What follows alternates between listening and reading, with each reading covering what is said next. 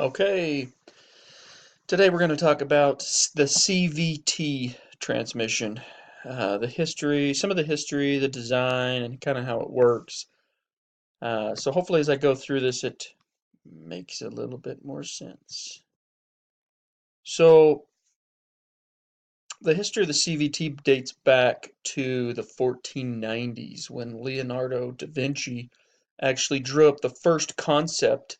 The picture right there in the middle of the screen here um, was his first concept of the technology that was used to develop the CVT. So CVT stands for continuously variable transmission.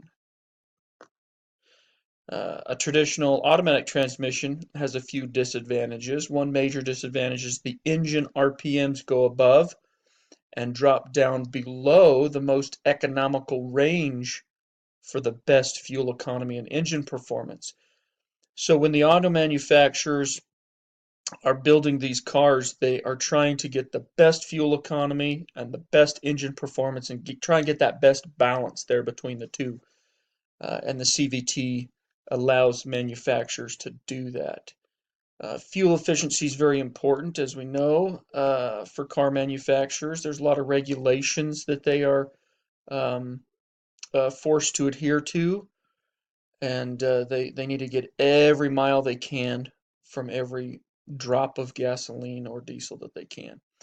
So on the next slide, you're going to see there's a side-by-side comparison of a CVT transmission and a standard automatic transmission. You can look at this chart and you'll be able to see the differences of when as the vehicle goes from a parked stance to driving. You can kind of see it here. So here's the graph that I was able to find. And so as the engine RPMs rise, here's the vertical engine revs, and then down here, I hope you can see this, is the vehicle speed line. And so as the engine is propelled down the road, you'll see, so the red is the conventional transmission, and as it goes to first gear, it basically it goes above the fuel efficiency zone. The best fuel efficiency is right here in this green.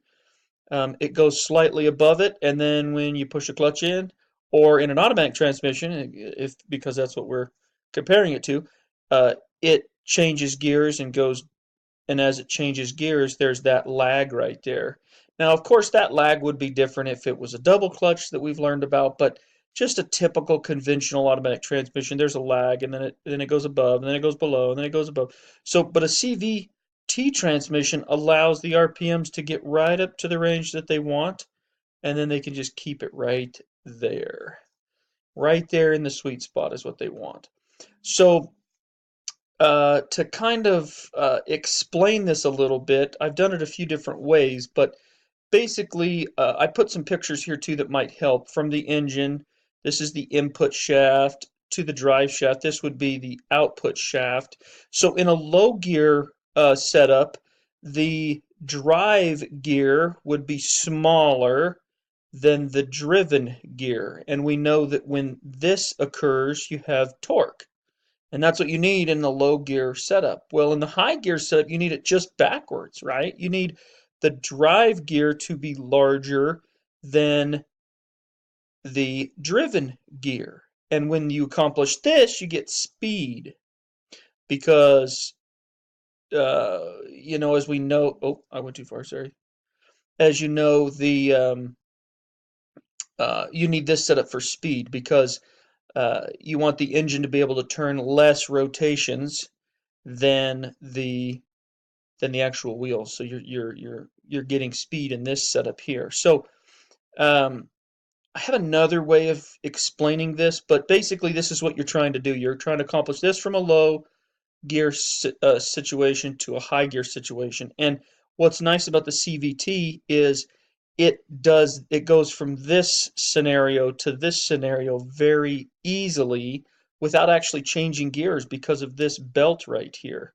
This belt right here goes around both of the input and the output shaft, but uh, as it shows right here on this input shaft, it kind of squeezes that belt. And what happens is this one loosens up and this one squeezes. And as it does, now the belt is the same length, but what it does is it allows this circumference to get larger and this circumference to get smaller, and it does it in one smooth, fluid movement. So um, this is just another example of if you have, in order to get torque, if this is the drive gear and this is the driven gear, you'll get, you'll get torque.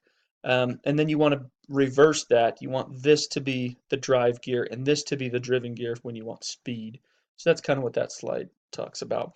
Another way to think about this is like a bicycle, like a 10-speed bike. You see how you have all of these gears put in there. You have your largest all the way down to your smallest. Well, this chain stays the same length. It does not adjust length at all. But what it does do is this chain can ride on one of these gears. Well, it can change or ride up these gears, so its circumference changes. Not the circumference of the belt, but the circumference of the gear on this drive or driven gear, whatever it is. And I think this is the driven gear. But it's very similar to that uh, on a 10-speed bike. So hopefully that makes sense. Um, Anyone who has not been familiar with the CVT transmission, what it is, it's basically the similar kind of setup to an automatic transmission. You'll have two pedals, gas and a brake. You got power, reverse, neutral, drive, shift pattern. You might have a low or a first or second and first gear after that. But when you're driving the car, you put it in drive. If you're going forward, you won't actually feel it shift.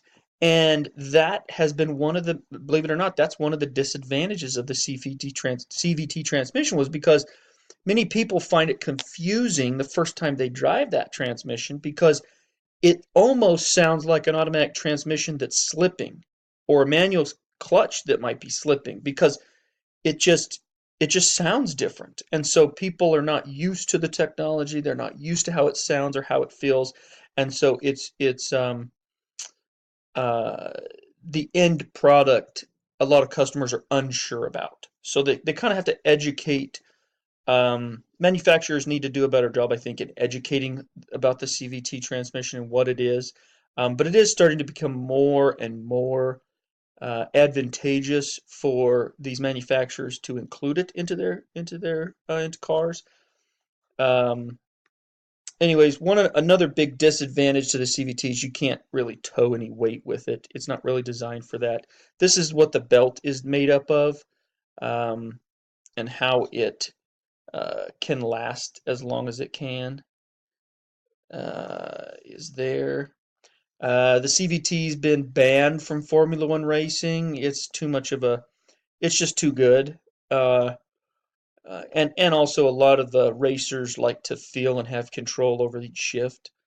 They don't feel like they have that with the CVT, but the CVT allows the engine to be in that optimal range all the time. So it's really useful in turns and things like that. And so it's just too much of an advantage. So they've tried to keep the racing field level, and so they just ban the CVT transmission from it. So um, I know that the CVT is it's only one of the tools in the toolbox of these manufacturers to try and meet these stringent fuel economy regulations. And so hopefully this tool can be developed even fast enough that it doesn't become obsolete before it loses favor in the eyes of manufacturers and also in the eyes of the consumer.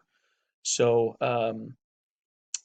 yeah, that was my presentation of the CVT. Hopefully you understand what it is, um, where it came from, and its design. But other than that, I think it's been it is a good transmission. I think it's fun to drive. I've actually driven one. If you haven't had a chance, even just test driving, it's a lot of fun. Um, and it's a new technology I hope that they continue to use. So anyways, hope that helps. Talk to you later. Bye.